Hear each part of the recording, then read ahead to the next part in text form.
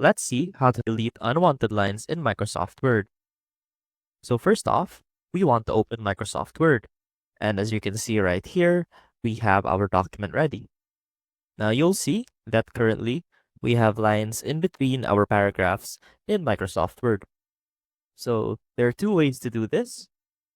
Most of the time, these lines are a product of a border. So what you can do is simply highlight the line, and you'll often see that the border option on the home tab will light up, meaning that it is a border. Simply click on that to disable it, and that should remove the line.